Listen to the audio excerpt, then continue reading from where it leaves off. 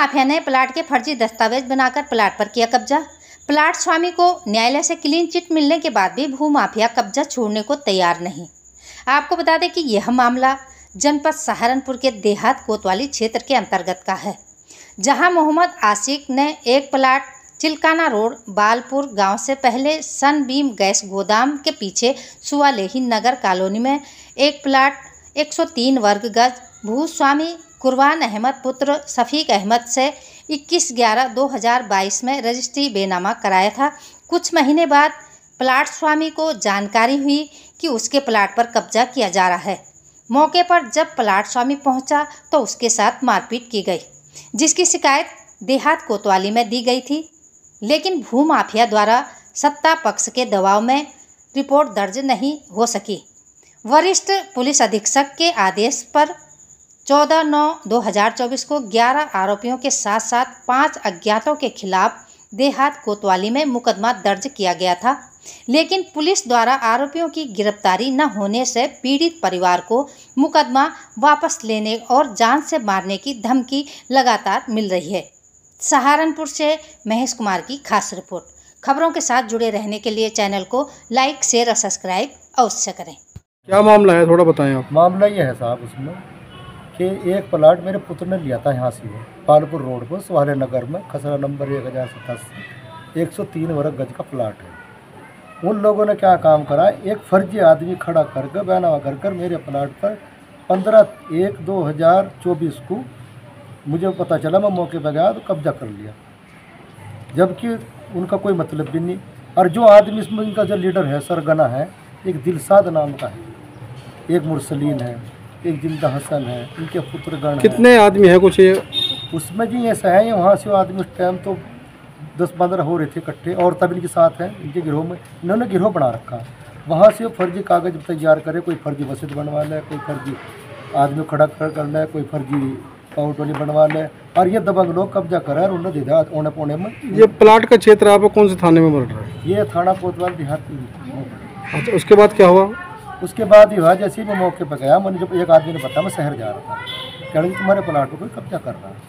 तो मौके पर गया, मैं मौके पर जाकर वहाँ देखा तो वाकई वहाँ खड़ी, और तो वो सारे के सारे थोड़ी देर में उन्होंने फ़ोन करके वहाँ से निकल कर मुझे वहाँ मारना पीटना शुरू कर दिया।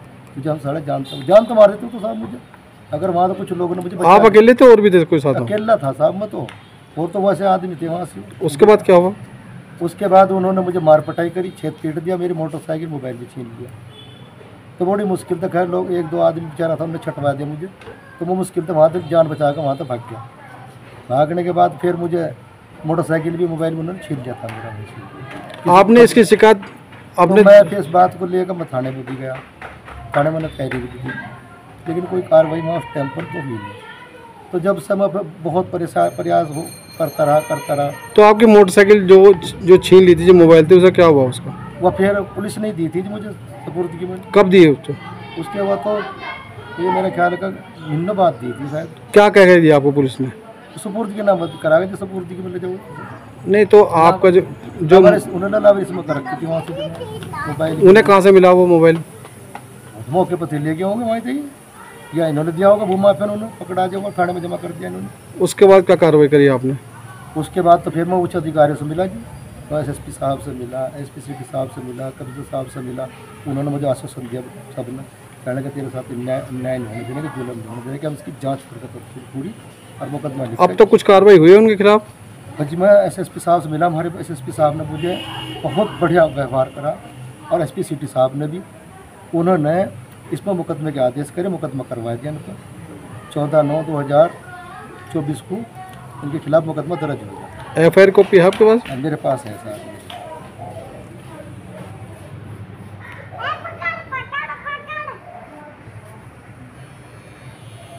ये कितने आरोपी हैं इसमें?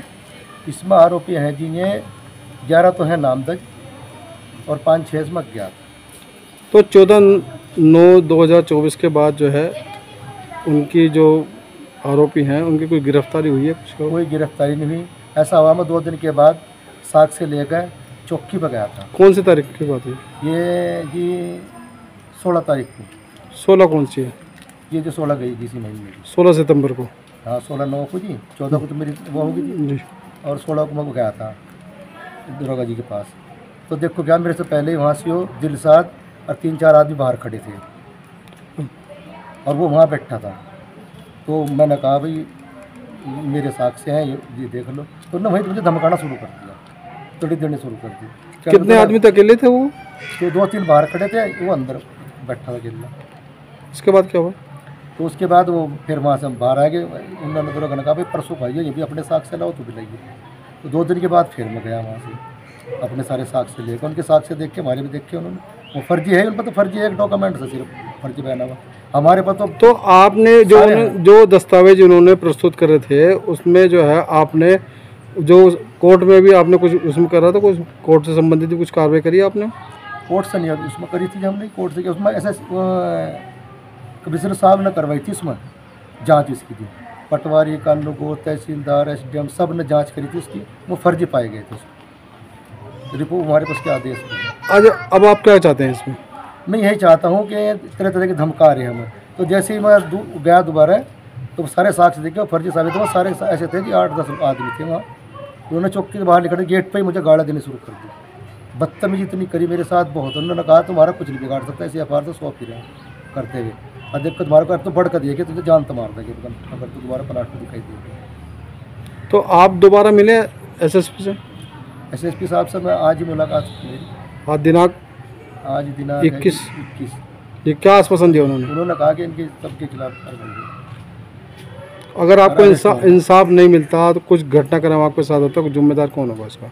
तो जिम्मेदार तो जी बस दिलसाद होगा या फिर इसरार, ये भूमा फेल होंगे, और ये या फिर अगर हमें इंसाफ नहीं मिलेगा।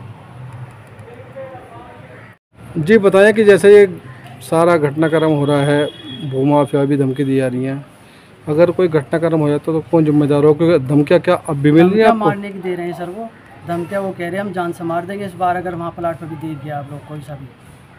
और इस बार कोई सा जिंदा नहीं आने का तुम्हारे मसमा। पुलिस हमारा कुछ नहीं बिगाड़ सकती, चाहे तुम किसी नेता को ले, चाहे पुलिस को। ये 6 महीने से चक्कर काट रहे हैं। नेताओं का भी संरक्षण है जी उन्हें। और अब लोग कह रहे हैं कि जुट औरत बनने केस में फंसा देंगे। अब हमें इंसाफ चाहिए साहब।